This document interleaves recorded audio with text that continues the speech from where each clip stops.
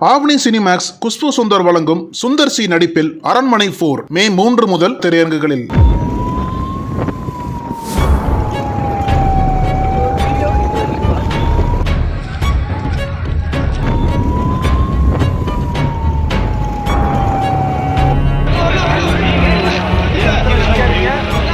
அந்த பஸ்ல தான் வராங்க. எப்படி இந்த பஸ் நிர்வாகம் வந்து இவ்வளவு அஜாக்கிரதையா இருந்துச்சு? எத்தனை பேர் உயிர் போயிருக்குது, எத்தனை பேர் அடிபட்டு உள்ள.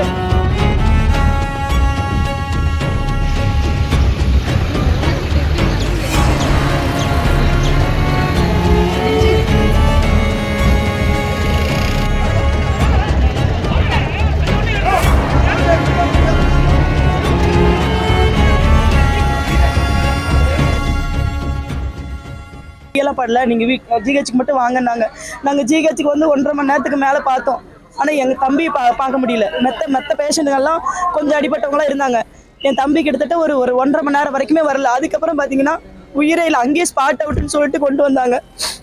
இவ்வளவு பேர் வேலை செஞ்சு அந்த பஸ்ல தான் வராங்க. எப்படி இந்த பஸ் நிர்வாகம் வந்து இவ்வளவு அஜாக்கிரதையா இருந்துச்சு? எத்தனை பேர் உயிர் போயிருக்குது, எத்தனை பேர் அடிபட்டு உள்ள கிடக்குறாங்க. இன்னும் அதுல எத்தனை பேருக்கு முடியாம இருக்குன்னு தெரியல. இவ்வளவு அஜாக்கிரதையா ஒரு பஸ் நிறுவனம் எப்படி இருக்கும்? அது என்ன காரணம்னா அவங்களோட அஜாக்கிரதை தான் மெயின். பஸ் ஒவ்வொரு தடவை எடுக்கும் பொழுது அது வந்து மெயின்டெனன்ஸ் கரெக்டா பண்ணிருக்கணும்.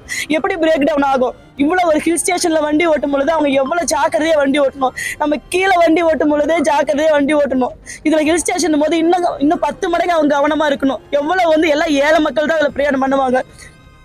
எல்லாமே கூலி வேலைக்கு போறவங்க. கரெக்டா அந்த பஸ் தான் கூலி வேலைக்கு போறவங்களுக்கு எல்லாம் அது ஏத்த பஸ்ஸா இருந்ததுனால அதுலதான் ஏறி வருவாங்களாம்.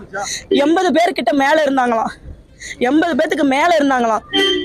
நிக்கிறதுக்கு இடம் இல்லையா. என் தம்பி வந்து டிரைவர் சீட்டுக்கு பின்னாடி இருந்ததுனால அவனுக்கு கை உடைஞ்சிருக்குது, கால் உடைஞ்சிருக்குது, இந்த இடத்துல அடிபட்டிருக்குது, இங்க ஃபுல்லா காயம், நிறைய டேமேஜ் ஆயிருக்குது. வயசு 36 தான் ஆகுது, இன்னும் கல்யாணம் கூட ஆகல. காலையில என்ன சொல்லிட்டு போனா, இதே எங்க வீட்டுக்காரு முடி கட் பண்றதுக்கு வந்தான்.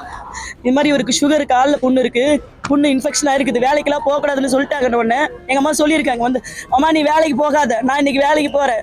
ஒரு நேற்று கூலி நான் உனக்கு 500 ரூபா கொடுக்குறேன், டெய்லி சம்பளம் வாங்கிட்டு வந்து நான் உனக்கு கொடுக்குறேன், நீ வேலைக்கு போகாத மாமா, பொண்ணு நல்லா வர வரைக்கும் வேலைக்கு போகாதுன்னு சொல்லிட்டு 500 ரூபா கையில கொடுத்துட்டு இவர்கிட்ட முடி கட் பண்ணிட்டு போயிட்டு வந்து போன பையனை திரும்ப நைட்ல வந்து நாங்க சாயந்தரத்துல கண்ணில் பார்க்க முடியல. இந்த பஸ்ல ஏறின பாலாப்பான பஸ்ல ஏறி என் பையனோட உயிர் போயிருச்சு. எனக்கு ஒரே ஒரு தம்பி தான். எங்க அம்மா கால் நடக்க முடியாம இருக்கிறாங்க. எங்க அப்பா ஒருத்தர், அவரும் வேலை வெட்டிக்கெல்லாம் போக மாட்டாரு. ஏதோ வந்து எங்க அம்மா அந்த சத்துண ஊழியரா இருந்து பென்ஷன் 2000 வருது, அதுலதான் பொழைச்சிட்டு இருக்காங்க. இப்ப அவங்களுக்கு எந்த ஒரு இதுவும் இல்ல. எங்க அப்பா எங்க அம்மாவை யாருக்கு அப்போ நானுமே வந்து கூலி வேலை டைலர் கடை வச்சு ஒரு சின்னதா ஒரு கடை வச்சு செஞ்சிருக்கிறேன். இவரும் சுகர் இருக்கிறதுனால இவரும் வேலைக்கு போறதுக்கு இல்ல, புண்ணு இருக்கு காலில். இப்படிப்பட்ட சூழ்நிலையில எங்க குடும்பத்துல ஒருத்தர் இழந்தது எங்களுக்கு பெரிய வருத்தமா இருக்குது. இதுல இருந்து நாங்க எப்படி மீண்டு வரப்போறோம்னு தெரியல. இந்த ஐசேது எல்லாரும் சேர்ந்து இந்த பஸ் நிறுவனத்தின் மேல ஆக்ஷன் எடுங்க, அசால்ட்டா விடாதீங்க. இது மாதிரி எத்தனை உயிரை வந்து அவங்க பறிப்பாங்கன்னு தெரியல. இவங்க அசால்ட்டா இருக்கிறதுனால தானே இத்தனை ஒரு விபத்து நடந்திருக்குது. ஒரு சின்ன பையன், என் தம்பி கூட உட்காந்து சின்ன பையன், 10 வயசு கூட இருக்காது, அந்த பையன் இறந்துருக்கிறான். பார்க்கும் போது மனசு அப்படி கொதிக்குது. தயவு செய்து எல்லாம் சேர்ந்து பத்திரிகை நிறுவனம் எல்லாம் சேர்ந்து இந்த பஸ் கம்பெனி மேல ஆக்ஷன் எடுக்கிறதுக்கு உதவி செய்யுங்க. அசால்ட்டா விட்டுறாதீங்க. எங்களை மாதிரி ஏழை குடும்பத்துக்கு உதவி செய்யுங்க. அதில் வந்துட்டு 5 பேர் வந்துட்டு ப்ராட் டெட் ஆக்சிடென்ட்ல வந்துட்டு they didn't survive. மீதி 64 பேர் வந்துட்டு இங்கே ட்ரீட்மெண்ட் பார்த்துட்டு இருந்தது. இதில் வந்து ஒரு 6 பேர் வந்துட்டு அகெயின்ஸ்ட் மெடிக்கல் அட்வைஸில் வேறு ஹாஸ்பிட்டலுக்கு போயிருக்கிறாங்க. மிச்சம் ஒரு 58 பேரை வந்துட்டு இங்கே ட்ரீட்மெண்ட் பார்த்துட்டு இருக்கிறோம். மல்டிவேரியஸ் இன்ஜுரிஸ் இருக்குது, மல்டிபிள் இன்ஜுரிஸ், மோஸ்ட்லி ஃப்ராக்சர், கால் ஃப்ராக்சரு, கையில் ஷோல்டர் டிஸ்லொகேஷன், ஹிப் டிஸ்லொகேஷன், அந்த மாதிரிலாம் இருக்குது. ஒரு கேஸ் ஒருவர் வந்துட்டு செஸ்ட் வால் இன்ஜுரி இருக்குது. அதுக்கு வந்துட்டு இன்டர்காஸ்டல் ட்ரைனேஜ் போட்டிருக்கு, அது ஸ்டேபிளாக தான் இருக்கிறாரு. அவங்களையும் வந்துட்டு இன்னொரு ஹாஸ்பிட்டல் போகிறேன்னு பேசிகிட்டு இருக்கிறாங்க. பட் இங்கே வந்து மருத்துவம் பண்ணுறதுக்கான வசதிகள் இருக்குது.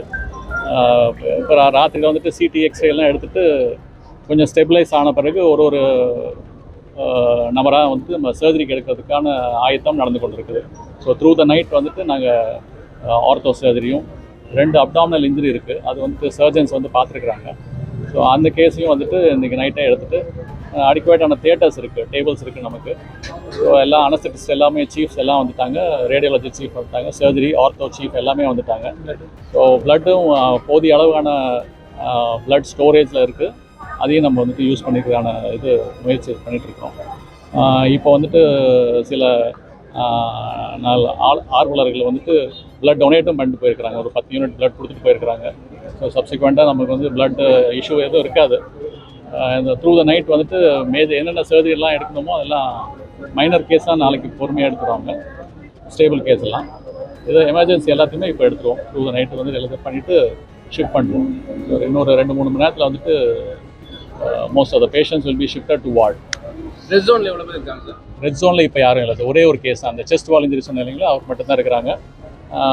மோஸ்ட்லி எல்லாத்தையும் வந்துட்டு ஸ்டெபிலைஸ் பண்ணிவிட்டு எல்லோ ஜோனுக்கு வந்தாச்சு. க்ரீன் ஜோனில் வந்துட்டு ஏறத்தாழ ஒரு 30 பேஷண்ட் இருக்காங்க. அவங்க எல்லாத்தையும் ஒவ்வொருத்தர் இன்வெஸ்டிகேஷன்லாம் பண்ணிவிட்டு அட்டண்டன்ஸ்லாம் வந்த பிறகு வார்டுக்கு ஷிஃப்ட் பண்ணுறோம். ஸோ இன்வெஸ்டிகேஷனுக்காக தான் வெயிட் பண்ணிருக்கிறாங்க. ஸோ சிடி எக்ஸ்ரே மட்டுமா மோஸ்ட் ஆஃப் தி இன்வெஸ்டிகேஷன் இங்கேயே முடிச்சுட்டா நல்லது. ஏன்னா வார்டுக்கு போய்ட்டு திரும்பி வர்றதுக்கு இன்வெஸ்டிகேஷன் முடிச்சுட்டு நைட்டில் எல்லாத்தையும் ஷிஃப்ட் பண்ணுறோம் வார்டுக்கு. ஒன்றும் பிரச்சனை இருக்காது. தமிழகத்தின் அரசியல் புலனாய்வு வரலாறு நக்கீரன் பப்ளிகேஷன்ஸ். இந்த கோடை விடுமுறையை புத்தகங்களுடன் கொண்டாடுங்கள். கோடை காலத்தை முன்னிட்டு ஏப்ரல் 23 முதல் மே 30 வரை நக்கீரன் வெளியீடுகளான அனைத்து நூல்களுக்கும் 25% சிறப்பு தள்ளுபடி. புத்தகங்களால் கோடையை கொண்டாடுவோம். அனல் பறக்கும் செய்திகளை அப்டேட் செய்து கொள்ள நக்கீரன் களத்தை இப்பவே சப்ஸ்கிரைப் பண்ணுங்க.